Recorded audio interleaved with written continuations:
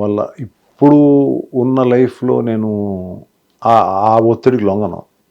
అవును, ఇప్పుడు non starrer కదా ఎవరైనా సరే, ఏదైనా సరే, ఈవెన్ నువ్వు లైక్ ఈ ఫిలిం లైక్ నువ్వు వస్తానంటే వద్దంటన్నా, it's not a small film, the small actors, but it was a very big film. October release, టప్ప టప్ప టప్ప టప్ప చేస్తున్నాం. ఒక దగ్గరకు వచ్చాడు, నాకు ఐ హ్యాడ్ ఎ డౌట్.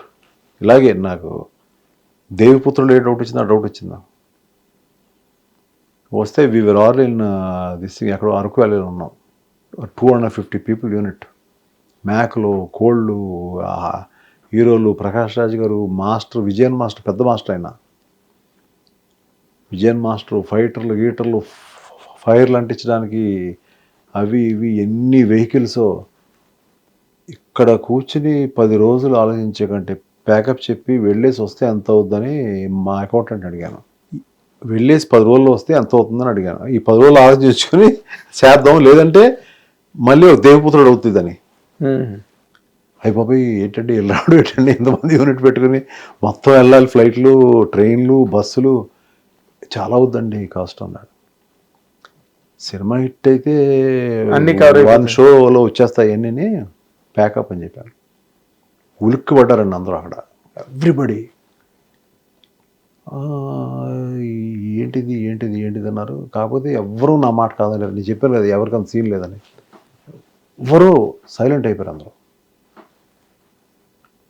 నేను తిరిగి వచ్చి 10 రోజులు కాదు కానీ 1 month బ్రేక్ తీసుకున్నాను. థియేటర్స్కి వెళ్ళాను, రకరకాల మూవీస్ చూశాను, ఎన్నో రకాల ఇన్స్పిరేషన్లు తీసుకున్నాను, ఆర్డర్ మార్చాను. ముందు ఒక ఆర్డర్ ఉండేది, మళ్ళీ ఆర్డర్ మార్చాను. ఆ టైంలోనే నువ్వు వస్తాను వద్దంట, చాలా పాపులర్ ఫిల్మ్ కాబట్టి చెప్తున్నాను. ఫస్ట్లో శ్రీహరి గారు will be in jail, okay, అది లేదు ముందు. ఆ ఎపిసోడ్ పెట్టాలని ఒక ఐడియా. ఏదో సినిమా చూస్తూ ఉంటే ఎవడో జైల్లో ఉన్నాడు, ఎక్కడో ఏదో సినిమా, ఆ కథకి ఈ కథ సంబంధం లేదు. జైల్లో ఉన్నాడు వీడు, ఓపెనింగ్లో ఏదో బాగుంది, ఇందులో కూడా శ్రీగారి ఓపెనింగ్ ఎలా ఉంటుందని నేను చూస్తాను. పక్కన ఆవిడ సినిమా చూడండి అటుపై చూస్తున్నారేంటని అడుగుతున్నాను. అంటే ఆల్రెడీ ఆలోచించేస్తాను. ఇలాగ 2-3 ఫిలిమ్స్ చూసిన తర్వాత ఏదేదో సీన్లు చూసి ఏదేదో అనేసుకొని, ఆ సీన్లు కాదు మళ్ళీ వచ్చి మళ్ళీ కూర్చొని మళ్ళీ ఆర్డర్ రాశాను. దానికి it has taken me 1 month. ఆ 1 monthలో వచ్చిన రషెస్ అంతా మొత్తం ఎడిట్ చేయించుకొని చూసుకుని అవన్నీ మొత్తం అంతా రీరేట్ చేసి we are going to Araku back. ఆ సెట్ అంతా హోల్డ్ చేసి, మొత్తం అక్కడ ఎన్ని సెట్లు వేసాం అన్ని సెట్లు హోల్డ్ చేసి, దానికి మళ్ళీ పీపులు, మనుషులు. కొంతమంది అంటారండి ఒళ్ళు బలిసి ఇలా ప్యాకప్ చెప్పి వెళ్ళిపోయాడు అనుకుంటారండి. కానీ మన లోపల మైండ్ ఎంత పని చేస్తుంది, పని చేసినా కూడా రాలేదు, ఆపేసి కాస్త గాలి పీల్చుకుని వచ్చి దీన్ని రీకరెక్ట్ చేద్దాం అనే ఉద్దేశం అనేది చాలా మందికి ఉండదు. కానీ నా టీం మెంబర్స్ అందరికీ తెలుసు, నాకు నమ్మారు. అది ఇక్కడికి వస్తే మ్యాజిక్ జరుగుతుంది. మళ్ళీ వచ్చినప్పుడు ఆ మ్యాజిక్ జరిగిపోయింది ఆ సినిమాకి. It release for pongal. మాది రిలీజ్ పొంగల్ కాదు యాక్చువల్గా. అంతగానే ఆ రోజు నుంచి నన్ను అందరూ సంక్రాంతి రాశాను. So many stories there are in my career, so many. And నువ్వు వస్తానంటే నేను వద్దంటున్నా ఇంకో స్టోరీ కూడా ఉంది కదా, గోపిచంద్ కదా ముందు శ్రీహరి క్యారెక్టరు.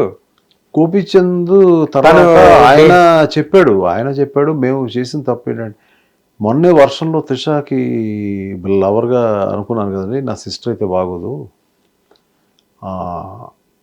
మీరు ఆలోచించండి, మీ బ్యానర్లో చేయడం నాకు బాగానే ఉంటుంది, అది ఇది, నేను ఇప్పుడు ఏదో హీరోగా చేస్తున్నాం సినిమా, ఆ డేట్స్ ఈ డేట్స్ కూడా క్లాష్ అవుతున్నాయి, plus at the same time నేను అన్నగా ఎంతవరకు కరెక్ట్ అంటే, ఆ టైం నాకు కోపం వచ్చింది. కానీ అయ్యో మీరు చాలా కోప్పడి రామానాయుడు గారి దగ్గరికి వచ్చి నాకు చాలా కోపం వచ్చింది, ఏంటి ఇలా అంటున్నాడు ఏంటని.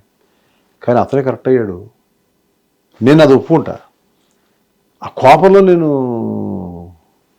శ్రీహరి గారి దగ్గరికి వెళ్ళాను, నేను ఫోన్ చేశాను, సార్ గురుగారు, ఎందుకంటే ఆయన నా స్ట్రీట్ ఫైటర్ సినిమాలో 6 రౌడీలో ఒకడు,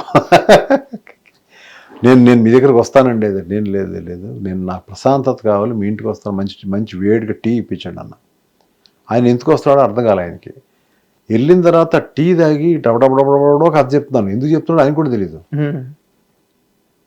ఇది ఎంత ఎందుకు చెప్పారు సార్ నాకు అన్నాడు. ఇందులో మీకు ఏ క్యారెక్టర్ పోదంటే అన్న ఎవడో భలే ఉన్నాడండి అన్నాడు. అది మీరు చేస్తారన్న. షాక్ అయిపోయింటాడు. షాక్ అవ్వలేదు, కళ్ళ నీళ్ళు వచ్చినాయి. జల జల జల్ల రాళ్ళు ఇప్పటికీ గుర్తు పాప, ఆయన లేడు ఇప్పటికీ నాకు గుర్తు. రాజుగారు ఈ సినిమా నాకు బ్రేక్ సార్, దీనివల్ల నాకు ఎన్ని సినిమాలు వస్తాయో నాకు తెలుసు. డబ్బు గురించి మీరు నన్ను ఏం అడగద్దు, మీరు ఎంత ఇస్తే అంత తీసుకుంటాను. ఈ సినిమా నేను చేస్తున్నాను, నేను దీనికి ఎలా ప్రాణం పెట్టాలో ఆ ప్రాణాన్ని నేను పెడతాను. దట్ వాజ్ ఎ వెరీ, ఆ ఎమోషన్కి మేము ఇద్దరం కనెక్ట్ అయిన ఆ రోజు అంతే ఎమోషన్ సినిమాలో ఉంటుంది. అంతే ఎమోషన్ ఉంటుంది సినిమాలో. అవును, చాలా చాలా. అది మనం ఎప్పుడు తీయగలం? మనం ఒక ఆర్టిస్ట్ని లవ్ చేసి ప్రేమించి ఎందుకు ఈ సినిమా తీయాలి? నా ఒక్కడి కోసమేనా? వాళ్ళు ఇబ్బంది పెడుతూ ఉంటే ఆ బాధలు పడుతూ నేను తీయాలా? వాళ్ళంటే ఒక ఎమోషన్ నేను ఫీల్ అయితే ఓకే ఇతనితో ఇలా క్యారెక్టర్ ఇలా చేయించుకోగలను. సో నాకు ఒక ఇన్వాల్వ్మెంట్ కావాలి నా యాక్టర్స్ మీద. అది ఒకలాగా it can be A hero heroine or it can be A totally some character. కొంతమంది క్రియేటర్స్కి అటువంటి మూడ్, మన మూడ్లో పెట్టగలిగే యాక్టర్స్ మనకు కావాలి. మన కథ మూడ్కి తగ్గట్టుగా యాక్టర్స్ ఉండాలి. మూడు చెడగొట్టే యాక్టర్స్ కాదు. మూడు చెడగొట్టే ఆర్టిస్ట్ చాలా కష్టం. అప్పటికప్పుడు తీసేస్తాను స్పాట్లో. ఎంతమంది తీసుంటారండి అలా మీరు సినిమాల నుంచి? అదే అలా ఇప్పుడు జరగలేదు కదా. ఇప్పుడు ఫిక్స్డ్గా అనుకున్న ఆర్టిస్టులతోనే చేశారనుకోండి. ఇప్పుడు ఒక ఫేజ్ అయిపోయింది మీ కెరీర్లో, చాలా ఫేజ్లు అయిపోయినాయి. సరే, ఫెయిల్యూర్స్ సక్సెస్ఫుల్ ఫేజ్లు వదిలేండి. ఒక ప్రొడ్యూసర్ ఫేజ్ కాదు ఇప్పుడు, మీరు డైరెక్టర్ అయ్యారు, రైట్? ఇప్పుడు తునిగా వాన దగ్గర నాగేంద్ర కుమార్, నేను మిమ్మల్ని ఆపుతున్నాను కాదని, నేను దర్శకుడుని కథ రచయిత నేను ముందు నుంచి కూడా తెలుసండి నాకు, కానీ ప్రపంచానికి తెలియదు కదా. కాదు, ప్రపంచానికంటే సినిమా థియేటర్కి వచ్చింది ఎందుకు? నా ఫిలింలో యాక్టర్స్ లేకపోయినా, పెద్ద డైరెక్టర్స్ లేకపోయినా కూడా ఎందుకు వచ్చారు సినిమాలకి? దే కేమ్ ఫర్ ఎంఎస్ రాజు. అది ఆ లోగో తాలూకు వాల్యూ దానికి ఉంది, అంతే కదండి. సో వాళ్ళకి ఈయన ఫిలిం అంటే ఏదో ఒక వెళ్ళి we can enjoy that film, ఏదో ఒక అవుట్ స్టాండింగ్ ఎలిమెంట్స్ ఉంటాయి కొన్ని అనే కదా. నేను ఇవాళ ఏదో ప్రౌడ్గా చెప్తాను విషయం కాదు, ఫ్యాక్ట్ చెప్తున్నాను నేను. దాని వెనకాల ఎంతో హార్డ్ వర్క్ ఉంటుంది.